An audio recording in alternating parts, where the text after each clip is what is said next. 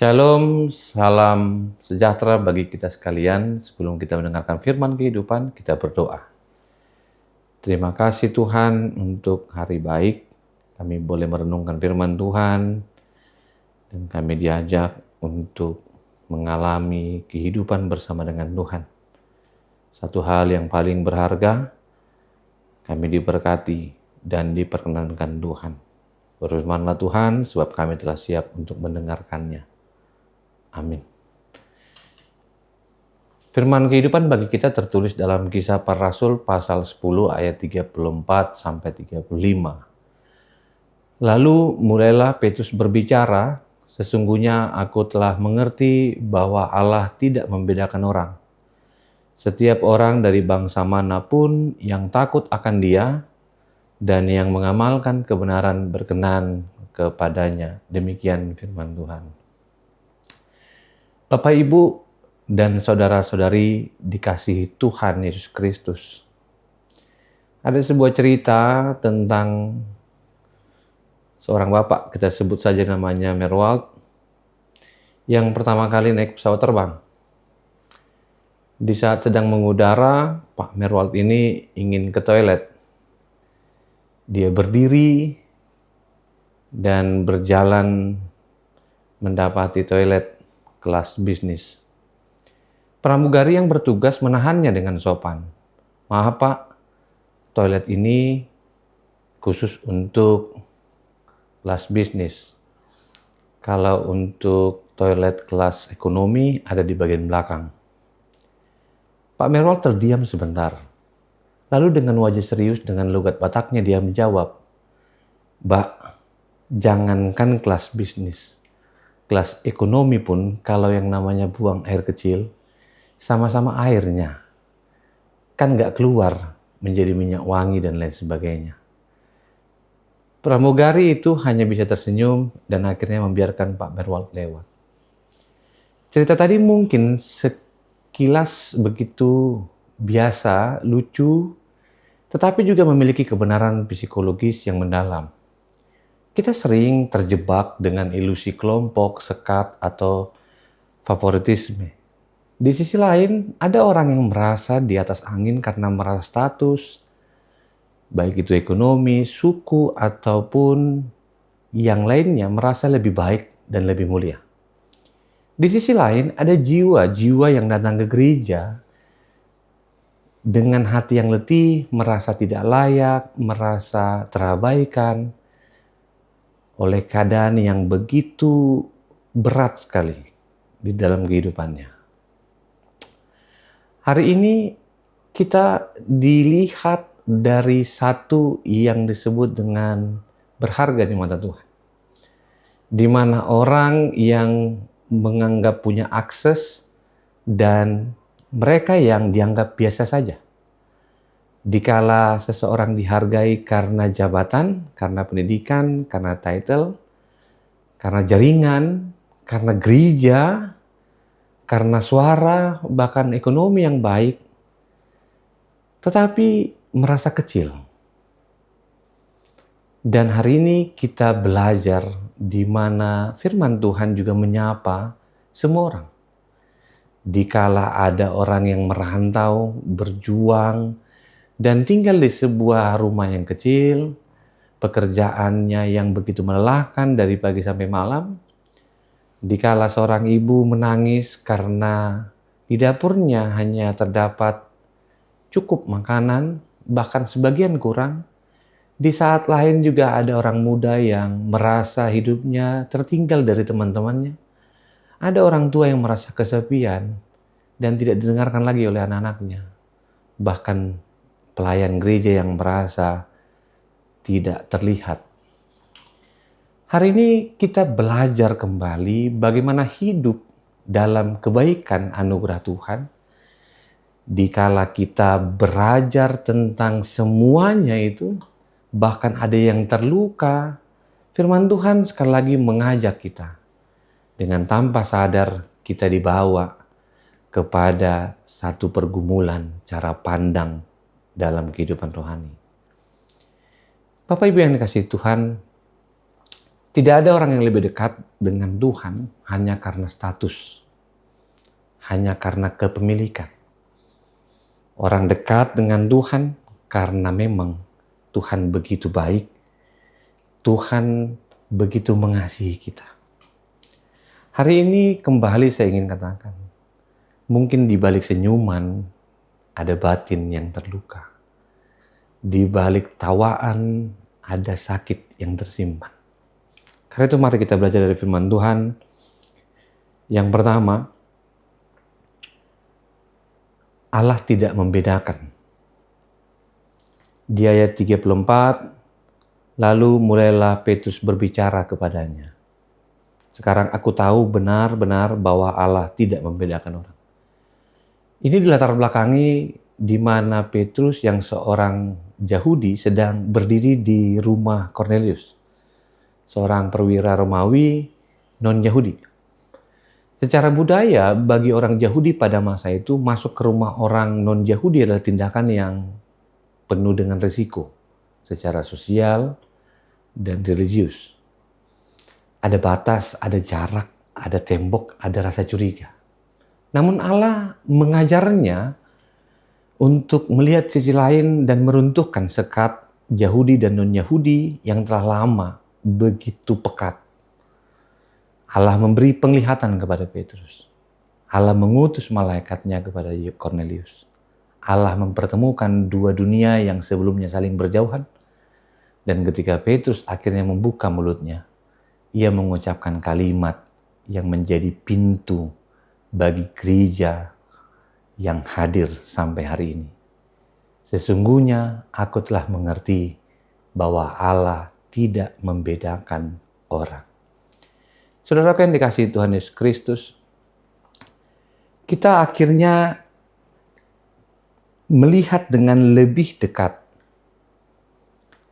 di mana ujian kehidupan rohani kita sampai pada sebuah titik yang disebut kesadaran sejati. Ketika kita diperhadapkan dengan orang yang mencurangi, ketika ego kita terluka, relakah kita untuk meruntuhkan tembok pembatas yang mungkin sering membawa kita kepada pergumulan emosi dan kita menjadi hakim. Kita menolak sebelum merangkul. Kita mengutuk sebelum mendoakan. Kita menciptakan sekat rohani yang membuat orang lain merasa terasing. Firman Tuhan menggunakan kata anoisaktostoma. Secara sederhana dia membuka mulutnya. Allah menggerakkan mulutnya bukan sekedar ingin mengatakan ucapan bibir, tapi lebih kepada lahirnya sebuah pengakuan yang mendalam tentang Allah yang berkarya setelah adanya pergumulan batin yang begitu hebat. Saya bisa merasakan bagaimana kita melihat perbedaan begitu tebal sehingga akhirnya kita sulit untuk mengucapkan kata yang benar. Saya pernah punya pengalaman di sebuah pelayanan di GKI yang ada di Sumatera. Di saat itu saya mempunyai pemikiran bahwa gereja GKI adalah gereja yang hampir sama dengan di Jakarta. Mereka beribadah selayaknya HKBP beribadah dengan liturgi. Saat itu saya menemukan hal yang berbeda. Tiba-tiba di sebuah ibadah ada sebutan altar call, mereka memanggil ke depan. Saat itu saya seperti bertanya, apa yang sedang terjadi? Saya menemukan kembali bahwa mereka mengajarkan bahasa roh dan mengajarkan pola yang sama. Di saat itu saya ingin katakan kembali, saya terjebak dalam sebuah kondisi di mana saya sulit memahami ibadah yang baru saya ikuti. Mungkin hari ini juga kita belajar bagaimana melihat perbedaan itu dikala kesadaran kita dibukakan oleh Tuhan. Bukan membuat kita akhirnya membuat tembok yang baru, tapi memberi tempat kepada emosi kita untuk mengatakan bahwa kita bukan hakim. Kita bukanlah penentu bagaimana kerohanian kita, cara berpikir kita menilai yang asing dan terasing. Bapak Ibu yang dikasihi Tuhan, yang kedua, kita belajar tentang takut yang kudus, kebenaran yang nyata. Di ayat 35, Petrus melanjutkan, pada setiap bangsa orang yang takut akan Dia. Kata orang takut di sini merujuk pada pergumulan membatin, ketakutan karena kekaguman yang begitu hormat, sebuah rasa cinta yang begitu besar, sehingga takut untuk melukai hati Tuhan. Yang Allah cari di setiap bangsa adalah hati yang gemetar oleh karena kekudusan. Kita bisa belajar dari Yusuf. Dia katakan, bagaimana mungkin aku melakukan kejahatan yang besar ini dan berbuat dosa terhadap Allah. Yusuf memiliki rasa takut akan Allah melampaui batas pergumulannya. Yang ketiga, melakukan yang berkenan. Di ayat 35 dilanjutkan dengan kata dan kalimat, dan yang melakukan apa yang benar berkenan kepadanya. Berkenan bukan hanya mengatakan tentang mau atau tidak mau, tapi sebuah sambutan yang bersukacita. Dia terima dengan tangan terbuka. Di saat Cornelius, seorang perwira Romawi yang menganggap najis atau dianggap najis dalam tradisi Yahudi, ternyata dinyatakan diterima dalam dekapan Allah. Bukan karena dia telah menjadi orang Yahudi, melainkan karena hidupnya merespon anugerah Allah melalui perbuatan yang benar. Saat ini kita yang tinggal di Jakarta ini sering dikenal dengan sistem meritokrasi. Kita diterima ketika kita berprestasi. Kita dihargai karena kita menguntungkan. Kita dihargai karena kita sehat. Mungkin di gereja pun, terkadang tanpa sadar kita hanya menyambut hangat mereka yang memiliki sesuatu yang mewah. Sementara mereka yang datang dengan pakaian yang biasa, hati yang hancur, kita abaikan.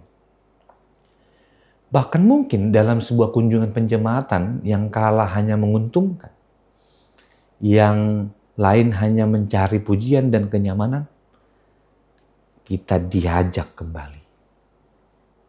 Kita yang sering gagal dalam perpanjangan tangan Allah, diajak untuk mendekap mereka yang dibenarkan di mata Tuhan. Kita diajak untuk tidak melupakan fakta bahwa ujian kekristenan terjadi saat lengan kita terbuka untuk merangkul mereka yang terluka.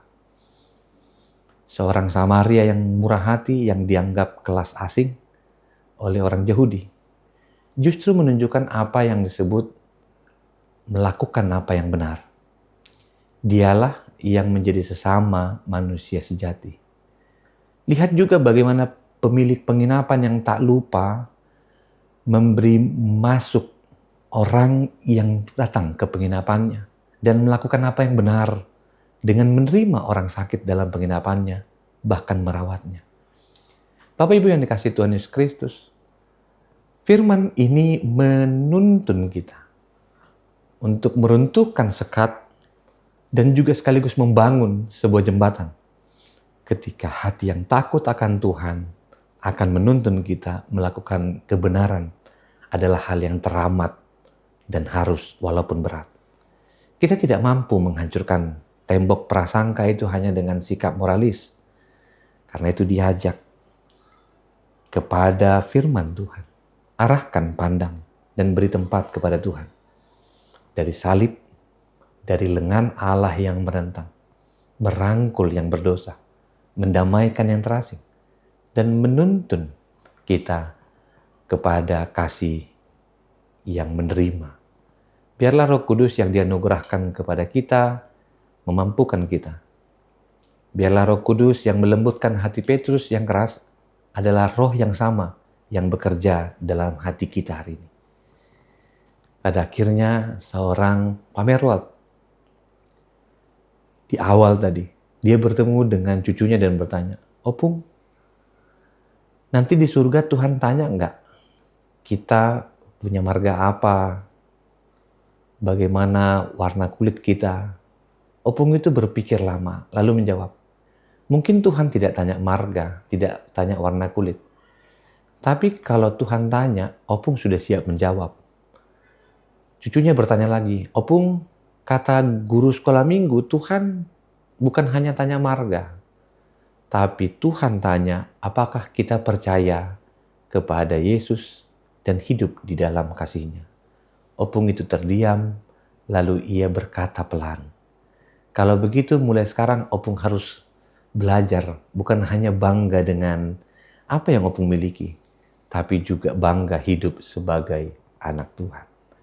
Bapak Ibu yang dikasihi Tuhan, tidak salah memiliki identitas, tidak salah memiliki apapun yang baik, apapun yang mewah, apapun yang membudaya dengan sangat hormat. Tidak salah menghargai komunitas, tidak salah menghargai kearifan lokal ataupun tradisi gereja. Tetapi semuanya itu harus tunduk di bawah identitas kebesaran kita, yaitu orang-orang yang ditebus oleh Kristus. Mari bawa firman Tuhan ini, jangan merasa kecil karena Tuhan melihatmu. Jangan hanya melihat keletihanmu karena Kristus memanggilmu. Jangan merasa gagal karena anugerah Allah memelukmu dan mengatakan bahwa kita berharga di mata Tuhan. Ia pasti memberkati dan menyertai kita. Amin. Kita berdoa. Terima kasih Tuhan untuk firman-Mu. Terima kasih untuk kasih sayang-Mu yang merangkul kami dan memberi tempat kepada kami. Dan kami boleh belajar dari firman Tuhan yang digerakkan oleh Roh Kudus untuk melihat keutuhan firman Tuhan dan memberikan kami kesempatan menjadi perpanjangan tangan kasih Tuhan. Berkati setiap orang yang bergumul, berkati setiap jemaat-Mu yang sedang sakit, bahkan yang merasa sendiri. Kiranya Tuhan menolong dan Tuhan memampukan kami menjadi saluran berkat Tuhan. Kasih anugerah Kristus Yesus, kasih Allah Bapa, dan persekutuan kuasa Roh Kudus memberkati dan menyertai-Mu senantiasa. Amin.